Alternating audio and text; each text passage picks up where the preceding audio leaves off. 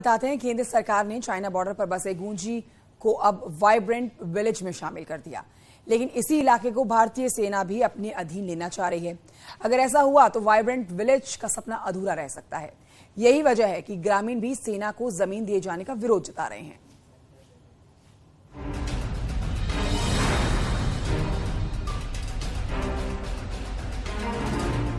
10,000 feet की ऊंचाई और 3 मुल्कों के बॉर्डर पर बसा गुंजी कई मायनों में खास है। देश की सुरक्षा के लिए तो ये इलाका अहम है ही, साथ ही धार्मिक पर्यटन के लिए भी इसका कोई सानी नहीं है। रोड से जुड़ने के बाद गुंजी का महत्व और ज्यादा बढ़ गया है। यही वजह है कि हर कोई इसे अपना ठिकाना बनाना चाह रहा है। भारतीय सेना के साथ ही आईटीबीपी और एसएसबी के यहाँ बेस कैंप है, लेकिन अब भारतीय सेना यहाँ अपना विस्तार करना चाह रही है, जिस कारण सेना को जमीन की दरकार है, मगर ग्रामीण सेना को जमीन देने पर विरोध जता रहे हैं। था जिसमें कि जो हमारी आर्मी है उन्होंने जो हमारे चरागाह है गुंजी के वो लैंड लेने के लिए प्रस्ताव दिया था, लेकिन अब केंद्र सरकार द्वारा देखा जा रहा है कि गुंजी को वाइब्रेंट विलेज में रखा गया है। जब गांव के पास जमीन नहीं बचेगी तो विकास कैसे होगा? तो मुख्यमंत्री जी से मैं निवेदन करना चाहता हूं कि जो ये प्रस्ताव है उसको तुरंत ही खारिज करने की कृपा करें। भारतीय सेना को गुंजी में 44 एकड़ जमीन की दरकार है। अगर इतनी जमीन सेना को दी जाती है तो अन्य विकास कार्यों में खासी दिक्कतें पेश आएंगी। सामरिक नजरिए से महत्वपूर्ण होने के चलते केंद्र सरकार ने इस गांव को वाइब्रेंट विलेज में भी शामिल किया है। ऐसे में सेना और ग्रामीणों की जरूरतों को देखते हुए अब प्रशासन बीच का रास्ता अख्तियार कर रहा है। गुंजी में निश्चित रूप से एसडीएम धारचूला को, तहसीलदार धारचूला को अवगत करा दिया गया है कि कुछ जन सुविधा के लिए, कुछ जनहित के लिए जमीन को बचाते हुए है, और फिर उसके बाद जो आर्मी के उपयोग की जमीन होगी वही उनको दी जाएगी। टोटल भूमि या जितनी वो मांग रहे हैं, कई एकड़ मांग रहे हैं, उतनी वहाँ संभावना नहीं बन रही है। गुंजी ग्राम सभा में ही काला पानी भी आता है और ये इलाका भारत नेपाल के साथ चीन का ट्राई जंक्शन है, और यही वजह है कि सुरक्षा एजेंसियां भी यहाँ हर वक्त चौकस रहती हैं। ऐसे में बेहतर यही होगा कि सेना की जरूरत और गुंजी के विकास को ध्यान में रखकर ही जमीन का बंटवारा हो। न्यूज़ 18 के लिए गुंजी पिथौरागढ़ से विजयवर्धन उप्रेती की रिपोर्ट। राज्य स्तरीय खेल महाकुंभ आज से शुरू हुआ है और आपको बताएं कि मुख्यमंत्री पुष्कर सिंह धामी ने खेल महाकुंभ का शुभारंभ किया है। महाराणा प्रताप स्पोर्ट्स कॉलेज में शुरू हुआ है कार्यक्रम।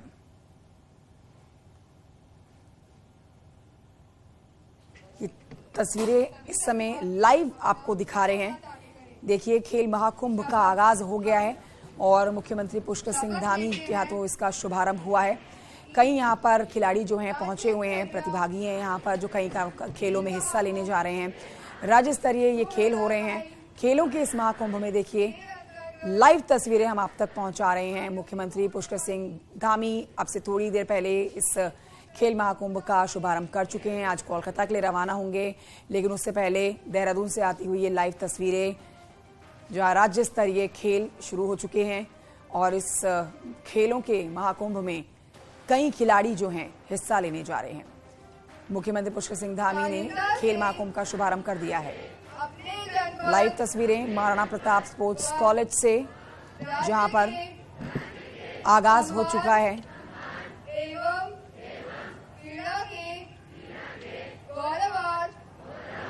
प्रतिभाग करेंगे। जय हिंद। सभी फ्लैग बीरर सबके स्थान पर।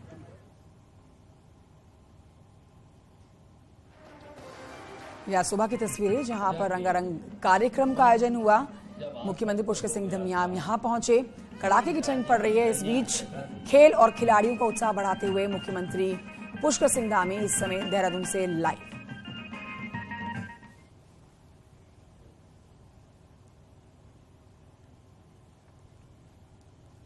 और आगे बढ़ते हैं, आपको बताते हैं चमोली के जोशीमठ शहर क्षेत्र में लगातार हो रहे भूस्खलन पर सीएम धामी अपनी चिंता जताते हैं।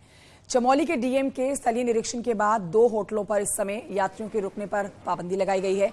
चमोली के डीएम ने न्यूज़ 18 को फोन पर जानकारी दी है कि आपदा एक्ट के तहत इन होटलों पर रोक लगाई गई है। उन्होंने कहा है कि लगातार इस पर सर्वेक्षण कार्य चल रहा है।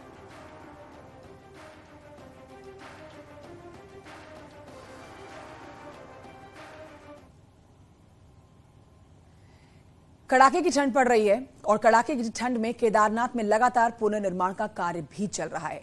प्रधानमंत्री नरेंद्र मोदी के प्लान को पूरा करने में जहां पुष्कर सिंह धामी सरकार जी जान से जुटी है, तो वहीं सर्द मौसम में अमेरिका का चिनूक हेलीकॉप्टर केदारनाथ में चल रहे काम में अपना पूरा साथ दे रहा है। देखिए रिपोर्ट।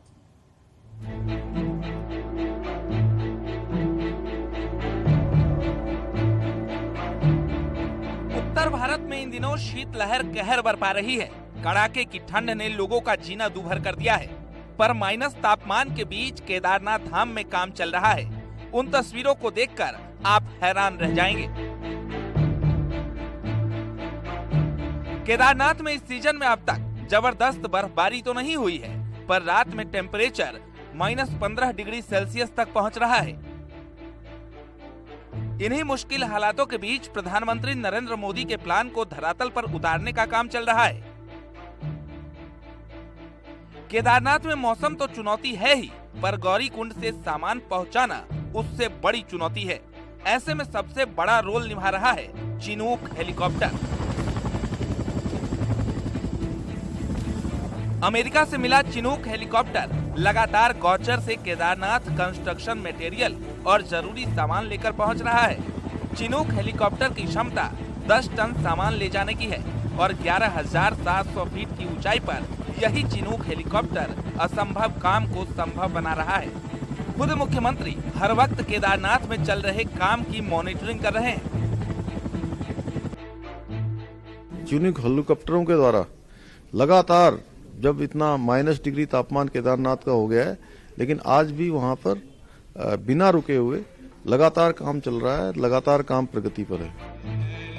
केदारनाथ में यात्रा सीजन में मौसम भले ठीक रहता हो, लेकिन लाखों श्रद्धालुओं के भीड़ के बीच काम तेजी से नहीं हो पाता।